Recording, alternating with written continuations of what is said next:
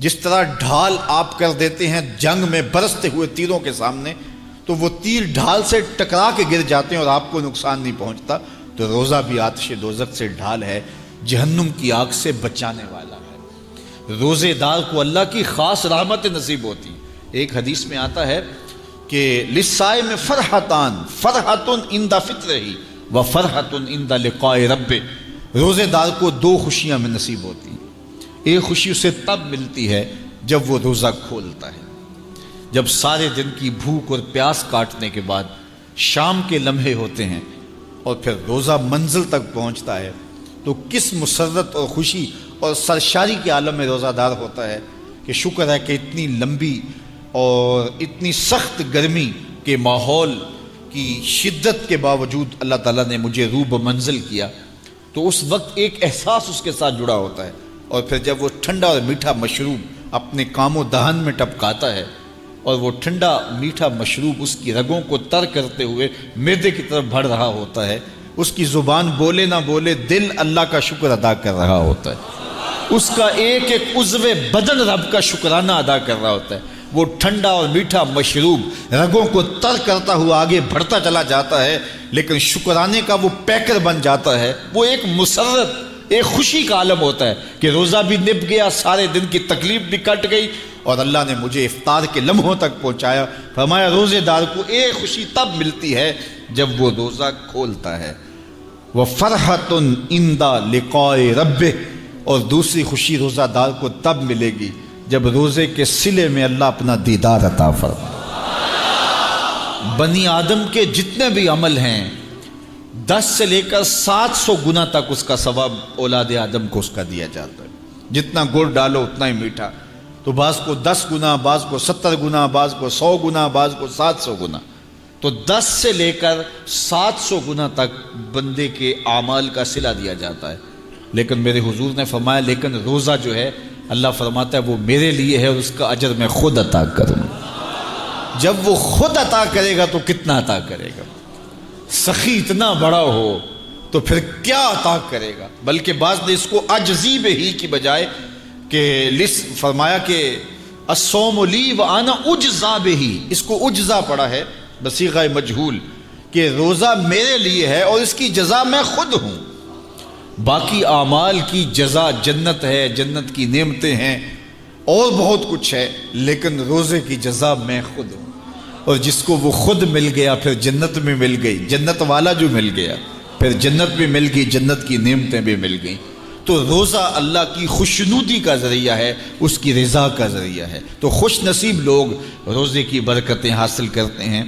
اور ایک روایت میں آتا ہے جب رمضان المبارک کا آغاز ہوتا ہے اللہ اہل ایمان کو، اپنے بندوں کو محبت کی نظر سے دیکھتا ہے، اور اللہ جس کو محبت کی نظر سے دیکھ لے پھر اسے کبھی عذاب نہیں دے گا۔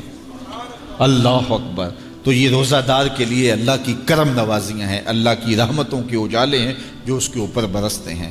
تو میں اور آپ اس ماہ انور کو، اس ماہ نور کو اس طرح سے گزاریں کہ ہمارے اندر کے پاپ دھل جائیں، ہماری غلاظتیں گناہوں کی مٹ جائیں، ہمارا سینہ صاف ہو جائے، ہم اہل ایمان کے لیے کشادہ دل ہو جائیں، ہمیں جو ہے وہ جھوٹ سے، تکبر سے، بخل سے، ریا سے اور دیگر امور بد سے اجتناب کرنے کی عادت پڑ جائے۔ روزہ جو سکھانا چاہتا ہے ہم وہ اس سے سیکھ لیں، اور روزے کی برکات ضبط نفس کی صورت میں ہمیں نصیب ہو جائیں، تو ہم روزے کے بعد بھی، ماہ صیام کے گزرنے کے بعد بھی ایک نئی زندگی لے کر، ایک تازگی لے کر، ایک نور و روشنی لے کر کے جو ہے وہ معاشرے کے، اسلامی معاشرت کے ایک اہم فرد کی صورت کے اندر جو ہے وہ سامنے آئیں۔ تو اللہ اس ماہ صیام کی برکتیں ہمیں نصیب فرمائے۔ ہر سال مہینہ آتا ہے، گزر جاتا ہے، ہم پورا مہینہ بھوک کاٹتے ہیں اور پھر وہاں کے وہاں ہی کھڑے رہتے ہیں، تو پھر ہمیں سوچنا چاہیے، لیکن اگر تبدیلی آتی ہے تو پھر شکریہ ادا کرنا چاہیے۔ آج کی اس تاریخ میں ہم عزم کر کے اٹھیں کہ ہمارا یہ ماہ صیام ہماری زندگی میں ایک سنگ میل ثابت ہوگا، اور ہم ایک نئے باغپن کے ساتھ، نئے عزم کے ساتھ یہ مہینہ گزاریں گے، اور ضبط نفس سیکھیں گے۔ اس مہینے سے اپنی آنکھوں پر پہرے بٹھائیں گے، اپنے خیالوں پہ قابو رکھیں گے، اپنی سوچوں کو آوارہ نہیں ہونے دیں گے، اپنی زبان سے ایک جملہ بھی غلط نہیں نکلنے دیں گے، نہ جھوٹ، نہ بہتان، نہ گالی، نہ سب و شتم، نہ شکوہ، نہ غیبت، نہ چغلی، اپنی زبان کو کنٹرول کریں گے، کیونکہ بہت سارے گناہ اس زبان سے ہوتے ہیں۔ لقمہ حرام سے اپنے آپ کو محفوظ کریں گے، اپنی آنکھوں پہ شرم و حیا کے پہرے بٹھائیں گے، اور یوں ایک پورا مہینہ جب ہمارا گزرے گا تو ضبط نفس کی جو عادت ہمیں پڑ جائے گی اس کو ہم بعد میں کام میں لائیں گے، اور پھر چند ماہ ایسے گزر گئے تو پھر ہمیں سرور بھی نصیب ہوگا، زندگی گزارنے کا لطف بھی آئے گا۔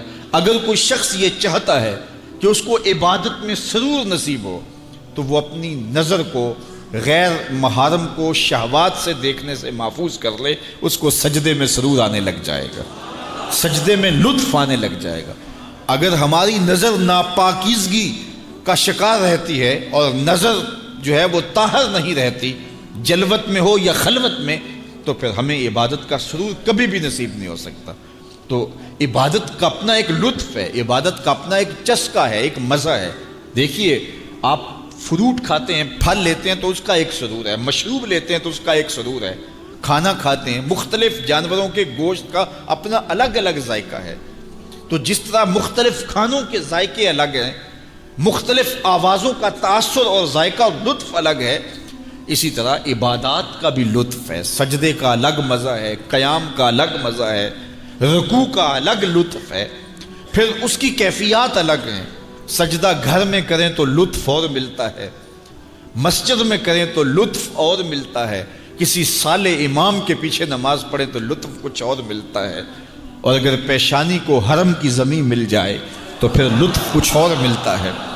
اسی طرح آپ کے دیگر اعمال، روزے کا ایک لطف ہے، ایک سحری کا لطف ہے۔ یار سحری اگر آپ اکیلے کریں تو اس کا مزہ اور ہے، کسی ہوٹل میں کریں تو اس کا لطف اور ہے، اور چولہے کے پاس بیٹھ کے ماں کے ہاتھوں سے پکی ہوئی چپاتیاں کھائیں اور سحری کا لمحے ہوں اور تہجد گزار ماں کے ہاتھوں سے پکے ہوئے پراٹھے کھائیں تو پھر سحری کا لطف کچھ اور ہے نا، سرور اور ہے۔ اچھا، آپ کو اپنے مرشد کے ساتھ بیٹھ کے شہد سحری کرنے کا موقع مل جائے تو اس کا لطف کچھ اور ہے۔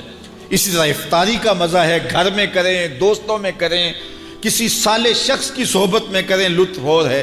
اور اگر افطاری کرنے کا موقع آپ کو گنبد خضرا کے سامنے نصیب ہو جائے، کھجور بھی مدینے کی ہو، دھرتی بھی مدینے کی ہو، اور سامنے سبز گنبد ہو، اور پھر کھجور مدینے کی کھا رہے ہو اور نظر حضور کے روضے پہ ہو، تو پھر افطاری کا مزہ کچھ اور ہوتا ہے نا۔ تو ہر عمل کا ایک لطف ہے، ہر عمل کا ایک سرور ہے، ہر عمل کا ایک حظ ہے۔ روزے کا الگ مزہ ہے، رکھنے کا الگ مزہ ہے، بھوک کاٹنے کا الگ مزہ ہے، پیاس کی شدت کا مزہ الگ ہے، کھولنے کا الگ مزہ ہے، تراویح کا الگ مزہ ہے، تلاوت کا الگ مزہ ہے، سجدے کا، قیام کا، رکوع کا، تشہد کا، قومے کا، جلسے کا، ہر عمل کا ایک لطف ہے۔ لیکن لطف نصیب کب ہوتا ہے؟ جب آپ کی نظر پاک ہوتی ہے۔ جب نظر پاک ہوتی ہے تو پھر ہم، نظر پاک نہیں ہوتی تو ہم ٹکریں تو مارتے ہیں لیکن عبادت کا سرور نہیں آ رہا ہوتا۔ سبحان ربی العالی جب بندہ پکار رہا ہوتا ہے، پیشانی بھی سجدے میں، اس کی ناک بھی سجدے میں، اعضائے بدنیاں بھی سجدے میں، اور ادھر سے پکار رہا ہے سبحان ربی العالی، مالک دیکھ کائنات میں مجھ سے نیچا کوئی نہیں، تیرے سے اونچا کوئی نہیں ہے۔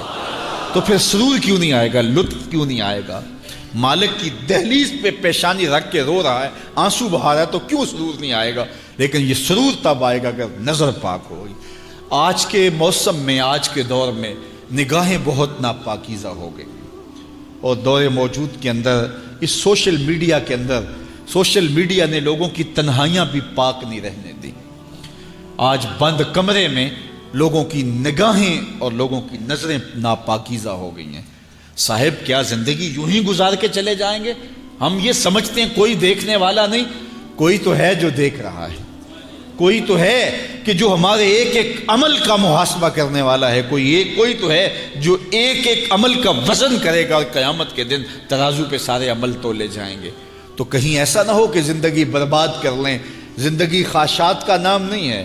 آپ اپنی ماں کے لیے کتنی خواہشات قربان کرتے ہیں، آپ اپنی اولاد کے لیے کتنی خواہشیں قربان کرتے ہیں، آپ اپنی بیوی کے لیے کتنی خواہشات کی قربانی دیتے ہیں، بہن بھائیوں کے لیے کتنی خواہشات کی قربانی دیتے ہیں۔ تو مالک کے لیے کوئی خواہش قربان نہ کریں، اور کہیں کہ مالک کا قرب مجھے مل جائے، یہ کیسے ہو سکتا ہے؟ اللہ کی محبت اتنی سستی تو نہیں ہے۔ یہ دنیا دار سے پیار کریں تو اس پیار کی بھی قیمت چکانی پڑتی ہے، کسی سے پیار کریں تو اس کا بھی کوئی آپ کو جو ہے وہ اس کی بھی قیمت دینی پڑتی ہے۔ تو اللہ کی محبت اور اللہ کا عشق اور رسول اللہ کا عشق کوئی اتنا سستا تو نہیں ہے کہ اس کی کوئی قیمت نہ دینی پڑے۔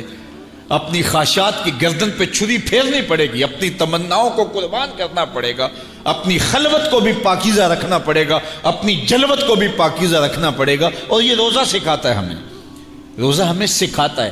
ہمارے صوفیاء ایک مراقبہ کرتے ہیں اور اس میں وہ یہ مراقب ہو کے بیٹھ جاتے ہیں اور یہ سوچتے ہیں کہ میرا اللہ مجھے دیکھ رہا ہے، اور جب یہ احساس ان کے ساتھ جڑ جاتا ہے ہر وقت کہ میرا اللہ مجھے دیکھ رہا ہے، میں اس کی نگاہوں میں ہوں، تو پھر گناہ کرنے سے گریزاں ہو جاتے ہیں، چونکہ یہ احساس گناہ کرنے سے بندے کو بچاتا ہے۔ اور میرے حضور نے بھی ارشاد فرمایا، جب جبریل امین نے پوچھا کہ حضور احسان کیا ہے، تو حضور نے فرمایا کہ احسان یہ ہے کہ تو اللہ کی عبادت اس طرح کرے کہ تو اسے دیکھ رہا ہے، اور اگر یہ کیفیت نہیں ہے تو کم از کم یہ کیفیت ہو کہ وہ تجھے دیکھ رہا ہے۔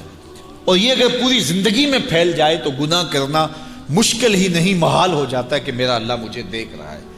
یہ نور، یہ چیز انسان کی زندگی میں گناہوں سے بچانے کا مؤثر ذریعہ ہے۔